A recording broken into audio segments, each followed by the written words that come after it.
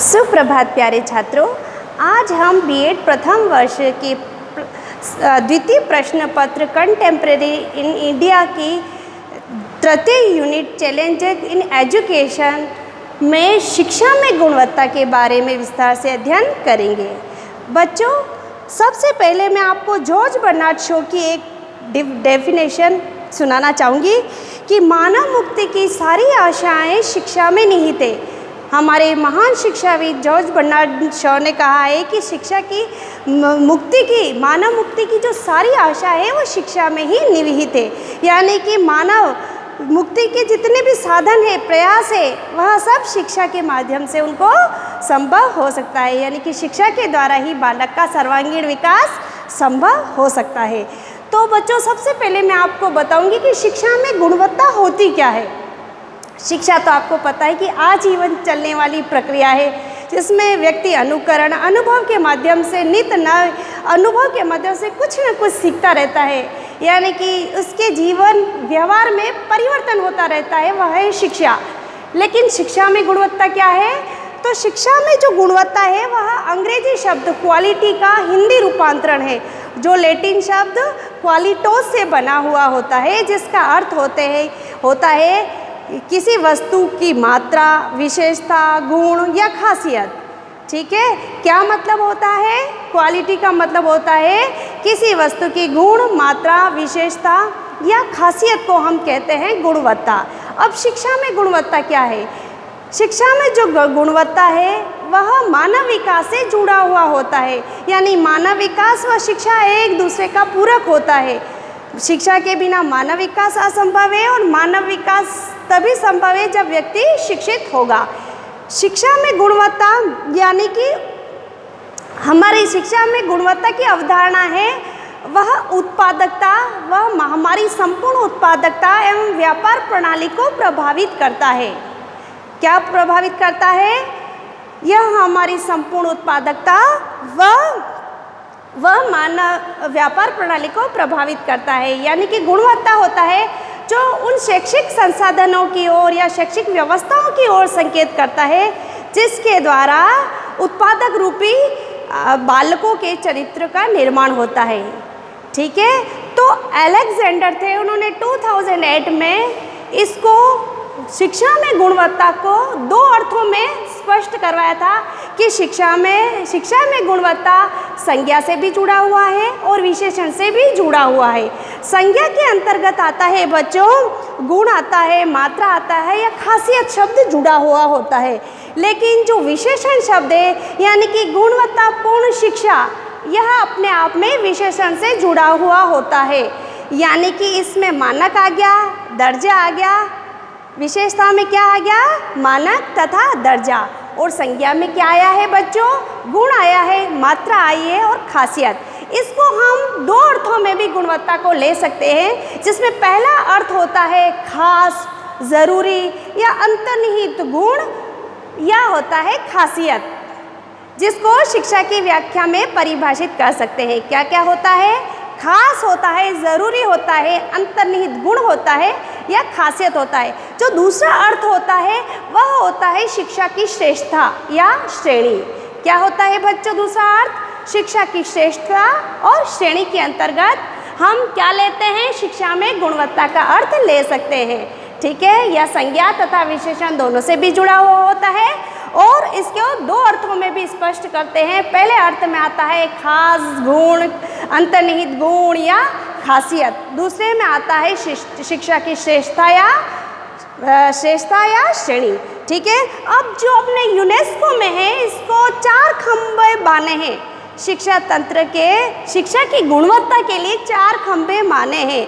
पहला है जानना सीखना, दूसरा है करना सीखना, तीसरा है दूसरों के लिए जीना सीखना या दूसरों के साथ जीना सीखना, और चौथा है यह सीखना कि मैं क्या बनूं। शिक्षा की गुणवत्ता में यूनेस्को ने 4 खंभे माने हैं। पहला है जानना सीखना, दूसरा है करना सीखना, तीसरा है कि दूसरों के साथ जीना सीखना, और चौथा है कि मैं क्या बनूं, यह सीखना। ठीक है, तो शिक्षा में गुणवत्ता का अर्थ बच्चों उस रूप में भी लगाते हैं हम कि जहाँ बहुशिक्षित अध्यापकों की सुविधाएं हो। जिस विद्यालय में या महाविद्यालय में जो टीचर्स होते हैं वह क्या हो, बहुप्रशिक्षित हो, अनुभवी हो, बहुव्यक्तित्व वाले हो। इसके अलावा उस विद्यालय में छात्र तथा शिक्षक का अनुपात उचित अनुपात हो, यानी कि ऐसे नहीं कि बच्चे ज़्यादा है और शिक्षक कम है, और ऐसा भी नहीं कि शिक्षक ज़्यादा है और बच्चे कम हो। तो वहाँ उस विद्यालय या महाविद्यालय के वातावरण में जो निर्मित जो शिक्षक और बच्चों की जो अंतःक्रिया होती है वह अभिप्रेरित के रूप में हो, बच्चों को शिक्षक अभिप्रेरित करे, छात्र तथा शिक्षक का उचित अनुपात हो, शिक्षक प्रशिक्षित हो, बहुअनुभवी हो, बहुव्यक्तित्व वाले हो, हमेशा छात्रों को प्रोत्साहित करने वाले हो। इसके अलावा उस विद्यालय में साधन सुविधाएं भी बहुत अच्छे हो, शैक्षिक जो उपकरण हो वो अत्याधुनिक हो, कक्ष सुसज्जित हो, सुविधाएं बहुत सारी हो उस कक्ष में, बच्चे उस वातावरण के साथ अनुकूलन कर सके, उनका डर गायब हो, उसमें आत्मविश्वास बढ़ सके, बच्चों को अभिप्रेरित करने वाले हो। और इसके अलावा शिक्षक स्वयं शिक्षा के बारे में पढ़ता हो, यानी शिक्षक अपने आप को सर्वज्ञाता नहीं समझे बल्कि वो अपने आप को एक लर्नर समझे, और नित्य नए जो आविष्कार हो रहे, समाज में जो परिवर्तन हो रहे हैं, तो वह खुद शिक्षा के माध्यम से जानने वाला हो। ठीक है। इसके अलावा जो अच्छे चरित्र वाले जो शिक्षक रह चुके हैं उनके व्यक्तित्व को वह अपने जीवन में समावेशित करने वाला हो, यानी कि अगर व्यक्ति स्वयं में परिवर्तन करेगा, स्वयं अच्छे आदर्शों को अनुकरण करेगा, तो वह क्या हुई, अंततः शिक्षा में ही गुणवत्ता हुई। यानी कि शिक्षक स्वयं पठन पाठन में रुचि रखने वाला हो, स्वयं पढ़ने वाला हो, और कक्ष हो वो सुविधाओं से ग्रस्त हो, सुविधाएं अत्याधुनिक सुविधा हो, नई नई शिक्षण विधियों का उपयोग करने वाला शिक्षक होना चाहिए। तभी जाके बच्चों शिक्षा में क्या होती है, गुणवत्ता में उसका सुधार होता है। ठीक है। अब हम पढ़ते हैं कि शिक्षा में गुणवत्ता को निम्न शब्दों से स्पष्ट करते हैं। फर्स्ट है गत्यात्मक तथ्य। गत्यात्मक तथ्य क्या होता है बच्चों, कि समय के अनुसार जो परिवर्तन होता रहता है तो वह शिक्षा में भी ऐसा ही होना चाहिए। यानी कि आज की आवश्यकताएं क्या है, आज समाज की आवश्यकता क्या है, आज किस प्रकार के परिवर्तन हो रहे हैं, किस प्रकार के आविष्कार हो रहे हैं, तो ये सारी चीज़ें शिक्षा में हमेशा अपडेट रहनी चाहिए। तो इसको हम कहते हैं गत्यात्मक तथ्य, जो समय के अनुसार परिवर्तन होता रहता है। जैसे पहले आपको पता होगा गुरुकुल पद्धति थी, वहाँ व्याख्यान पद्धति चलती थी, यानी कि गुरु जो होता था वह शिक्षक को व्याख्या देता था, और शिक्षक जो बच्चे होते थे वह चुपचाप उसका अधिगम करते थे, रट्टम रट्टा करते थे, उस ज्ञान को स्मरण करते थे। लेकिन अब क्या हो गया, अब दल शिक्षा आ गई, प्रोजेक्ट वर्क हो गया, बच्चे सभी एक साथ जुड़ के किसी समस्या के समाधान तक पहुंचते हैं। तो ये नई तकनीकें हैं जिसको आज हम शिक्षण के क्षेत्र में काम लेते हैं। तो गत्यात्मक तथ्य का अगर शिक्षा में उपयोग होता है तो वह शिक्षा क्या कहलाएगी बच्चों, गुणवत्ता वाली शिक्षा। दूसरा जो हमारा बिंदु है वह प्रतियोगिता से संबंधित, यानी कि प्रतियोगिता के द्वारा ही गुणवत्ता का जन्म होता है। जैसे मैं आपको एक उदाहरण देती हूँ, दो विद्यालय है, दोनों विद्यालयों में एक विद्यालय का जो परीक्षा परिणाम होता है वह 100% रहता है, लेकिन जो दूसरा विद्यालय होता है उसका परिणाम बहुत ही निम्न स्तर का रहता है, बच्चे अधिकतर फेल हो गए हैं। तो हम जिस विद्यालय में 100% परिणाम रहता है तो हम उस विद्यालय को क्या कहते हैं कि वह विद्यालय गुणवत्तापूर्ण विद्यालय है, यानी कि वहाँ जो शिक्षक है वह बहुप्रशिक्षित है, वहाँ सुविधाएं अच्छी है, वहाँ बच्चों को अधिगम व्यक्तिगत भिन्नताओं के आधार पर कराया जाता है। तो हम कुल मिला के क्या कहते हैं कि वह विद्यालय गुणवत्ता वाला विद्यालय है। तो हमें गुणवत्ता के बारे में कैसे पता चला बच्चों, प्रतियोगिता के माध्यम से, कि उस विद्यालय का जो परिणाम है वह 100% रहा, तो हम उस विद्यालय को गुणवत्तापूर्ण विद्यालय मानेंगे। इसके अलावा तीसरा जो हमारा महत्वपूर्ण बिंदु है वह है शिक्षा व्यवस्था से संबंध, यानी कि गुणवत्ता वाली जो शिक्षा होगी तो उस विद्यालय में जो शिक्षा व्यवस्था होगी वह अच्छी होगी, यानी कि कक्षा कक्ष साफ सुथरे होंगे, सुविधाओं के अनुसार होंगे, सुसज्जित होंगे, वहाँ पेयजल की सुविधा होगी, वहाँ शौचालय की सुविधा होगी, बच्चों के लिए प्रयोगशाला होगी, खेल का मैदान होगा, है ना। इसके अलावा जो शिक्षक है वह नई नई टेक्निक्स को बच्चों को अधिगम करवाने के लिए काम में लेता होगा। जो शिक्षक है वह सभी बच्चों को समान रूप से शिक्षा अधिगम करवाता होगा, सभी बच्चों को साथ लेकर उनको अधिगम करवाता होगा, सभी बच्चों को प्रोत्साहित करता होगा। हम यह सारी चीज़ें हम शिक्षा व्यवस्था से जोड़ सकते हैं। तो जिस विद्यालय की शिक्षा व्यवस्था अच्छी होगी वहाँ की गुणवत्ता भी बच्चों सबसे बेहतर होगी। आगे आता है सुविधाओं से संबंध, यानी कि बच्चों आपने सर्व शिक्षा अभियान के बारे में सुना होगा, जिसको विश्व बैंक की सहायता से संचालित किया गया। तो विश्व बैंक ने कहा है कि प्राथमिक स्तर और उच्च प्राथमिक स्तर के जो विद्यालय हैं वह कक्षा प्रथम से 8वीं तक, यानी कि 1 किलोमीटर के दायरे में ही वह विद्यालय होने चाहिए, ताकि बच्चे, छोटे बच्चे दूर तक पैदल ना जाए।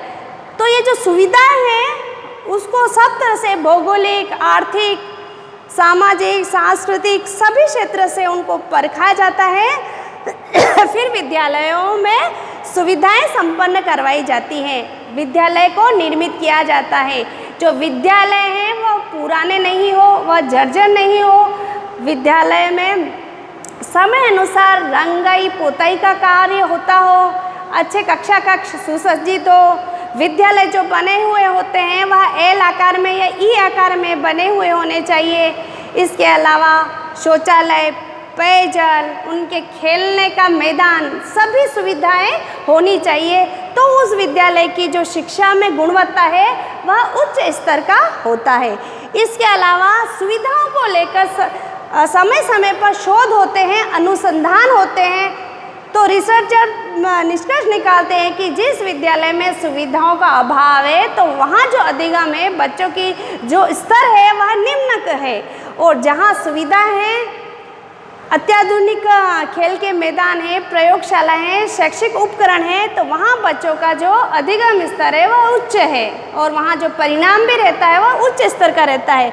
तो ये सब हम आंकड़े कहाँ से, सुविधाओं के संबंध में हम पता लगाते हैं और गुणवत्ता का निर्धारण सुविधाओं के संदर्भ में ही करते हैं। इसके अलावा आता है शिक्षा में गुणवत्ता छात्र से संबंधित। आपको पता है बच्चे होते हैं वह उत्पादक इकाई के रूप में होते हैं। अगर बच्चे का सर्वांगीण विकास हो गया, बच्चे अच्छे हैं, समाज के लिए काम आ रहे हैं, देश के लिए काम आ रहे हैं, उनका चरित्र अच्छा है, वो दूसरों की कमजोरियों का पता लगा के उनके निवारण का उपाय कर रहे हैं, उन जो पिछड़े बच्चे हैं उनके कारणों का पता लगा रहे हैं। तो ये सारी चीज़ें आती हैं छात्र से संबंधित होते हैं, उनके आर्थिक स्तर, भौगोलिक स्तर, सांस्कृतिक स्तर के बारे में अध्ययन करके शिक्षा में गुणवत्ता को बढ़ाना। तो ये अगर छात्रों का व्यक्तित्व अच्छा है, छात्र सर्वगुण संपन्न है, छात्र बहुमुखी प्रतिभा के धनी है, तो शिक्षा में गुणवत्ता ऑटोमेटिकली ही अच्छी हो जाएगी। यही मानेंगे कि वह विद्यालय बहुत अच्छा है, वहाँ के बच्चे सुसभ्य सुसंस्कृत नागरिक है, हमारे देश के लिए काम आ रहे हैं, समाज के लिए काम आ रहे हैं। तो वहाँ की जो शिक्षा है उसकी गुणवत्ता उच्च स्तर की आंकी जाती है। इसके अलावा आता है शिक्षा शास्त्रीय अवधारणा से संबंध। ये जो हमारा छठा पॉइंट है, शिक्षा शास्त्रीय अवधारणा से संबंध या शिक्षण कला से भी है, जिसमें जो शिक्षक होता है वह अधिगम सामग्री का प्रयोग करता है, कक्षा कक्ष में अधिगम विधियों का प्रयोग करता है कि किस टेक्निक से पढ़ाए। जैसे बच्चों आपको पता है शिक्षा के 3-4 होते हैं। सबसे पहले होते हैं छात्र, फिर होते हैं शिक्षक, फिर होता है पाठ्यक्रम। क्या होता है बच्चों? पाठ्यक्रम। इन तीनों चरों की जो समस्याएं होती है वह हम शिक्षा शास्त्रीय अवधारणा से पता लगाते हैं कि इन तीनों चरों में क्या समस्या है, उसका क्या कारण रहा है। तो इन कारण का निवारण करके हम शिक्षा शास्त्रीय अवधारणा से जुड़ते हैं ताकि बच्चों का जो अधिगम हो वह उच्च हो और उपयोगी हो। शिक्षण की कला को हम शिक्षा शास्त्रीय अवधारणा से जानेंगे और इन तीनों चरों की समस्याओं का पता लगाएंगे और हम क्या करेंगे, उनकी जो शिक्षा है वह उच्च और उपयोगी बनाएंगे। ठीक है, तभी जाके शिक्षा में गुणवत्ता प्राप्त होगी। आगे आता है आर्थिक विकास से संबंध। आर्थिक विकास से संबंध कैसे बच्चों? जैसे जो देश आर्थिक रूप से वेल डेवलप है तो क्या कारण है, उनकी आर्थिक संपदा के पीछे क्या कारण है कि वहाँ की शिक्षा अच्छी होगी। वहाँ से जो बच्चे निकले होंगे उत्पादक रूप में तो उनकी जो क्षमता है, मानसिक स्तर है, संज्ञानात्मक स्तर है, सामाजिक स्तर है, वो उच्च क्वालिटी का होगा, तभी जाके वो देश के प्रगति में सहायक बने हैं। तो ये आर्थिक विकास को हम किससे जोड़ेंगे बच्चों? बच्चों की योग्यताओं से, बच्चों की क्षमताओं से, जो उत्पादन विद्यालयों में हो रहा है। तो अगर विद्यालय में उत्पादन अच्छा हो रहा है, बच्चों का अधिगम अच्छा हो रहा है, बच्चों के शारीरिक, मानसिक, सामाजिक, चारित्रिक विकास अच्छा हो रहा है, तो वह देश ऑटोमेटिकली ही क्या कहलाएगा? आर्थिक रूप से समृद्ध। अब आते हैं हम नेक्स्ट पॉइंट पे, प्रभावी मूल्यांकन। मूल्यांकन यानी मूल्यों का अंकन। अच्छी शिक्षा पद्धति में बच्चों समय समय पर मूल्यांकन किया जाता है, शिक्षक का मूल्यांकन किया जाता है, छात्रों का मूल्यांकन किया जाता है और इसके अलावा पाठ्यक्रम का भी मूल्यांकन किया जाता है। मूल्यांकन करने पर ही हमें पता चलता है कि समाज की आवश्यकता क्या है, बच्चे की आवश्यकता क्या है, उसका चरित्र कैसा है, उसका आर्थिक स्तर कैसा है, उसका भौगोलिक स्तर कैसा है। तो इन सब में सुधार करके ही हमें सुधार करने का मौका प्रभावी मूल्यांकन के द्वारा ही पता लगाते हैं। जैसे शिक्षक कक्ष में पढ़ा रहा है लेकिन रिजल्ट अच्छा नहीं दे रहा है तो शिक्षक का मूल्यांकन किया जाता है। शिक्षक अपने जो शिक्षण विधियाँ है उसका क्या करता है, उसका परिवर्तन करता है, उसको चेंज करता है और नई शिक्षण विधियों का प्रयोग करता है। तो ये शिक्षक का मूल्यांकन हुआ। इसके अलावा छात्रों का हम लिखित मौखिक परीक्षा लेते हैं और उनका गुणात्मक और परिणात्मक मूल्यांकन हम समय समय पर करते रहते हैं। इसके अलावा पाठ्यक्रम का मूल्यांकन करते हैं कि समाज में क्या हो रहा है, समाज के लिए तरक्की कैसे की जाए, समाज को आगे कैसे बढ़ाया जाए, तो हम पाठ्यक्रम के अंतर्गत इन चीज़ों को रखते हैं। ठीक है, अब आता है बच्चे का सर्वांगीण विकास, जो हमारा 9वां पॉइंट है। सर्वांगीण विकास यानी कि बालक शारीरिक रूप से मजबूत है, सामाजिक रूप से मजबूत है, आर्थिक मानसिक रूप से मजबूत है, बच्चे का चरित्र अच्छा है, नैतिक आध्यात्मिक विकास हुआ है, तो वह हम मानेंगे सर्वांगीण विकास के अंतर्गत। यह छोटा शब्द नहीं है, यह अपने आप में बहुत व्यापक शब्द है। तो बच्चे को शिक्षा से संबंधित जितना उसका व्यवहार परिवर्तन होता है, जितना उसको नॉलेज मिलता है, वह सारा आता है सर्वांगीण विकास के अंतर्गत। आगे आता है वैश्विक विकास। वैश्विक विकास यानी कि विश्व को केंद्रित करना, विश्व की समस्याओं से जुड़ना, विश्व की समस्याओं का निवारण के लिए जुड़ना। तो ये सारी चीज़ें शिक्षा के माध्यम से ही संभव है, क्योंकि जो संचार क्रांति हुई है, सूचना एवं संचार क्रांति, तो इसके पीछे क्या कारण रहा है? शिक्षा अच्छी मिली हुई होगी तभी जाके तकनीकी का विकास हुआ और सारा देश क्या हो गया, एक क्षेत्र में जुड़ गया है, विश्व का ग्लोबलाइजेशन हो गया है और सभी एक हो गए हैं। तो हर एक देश का सहयोग करना, मिलकर कार्य करना, वैश्विक जो समस्याएं होती है उस पर मिलकर कार्य करना, आर्थिक प्रगति करना, ये सारी चीज़ें शिक्षा से जुड़ी हुई होती है और इस शिक्षा के माध्यम से ही मानव का विकास संभव है। यानी कि शिक्षा क्या हो गया, शिक्षा में गुणवत्ता, यह सभी व्यक्तियों के लिए उपयोगी हो, सभी बालकों की जो अंतर्निहित क्षमता है वह समान रूप से वह क्षमता क्या हो, प्रदर्शित हो। ठीक है बच्चों, आज हम यहाँ तक ही पढ़ेंगे, कल वापस मिलेंगे, तब तक के लिए धन्यवाद।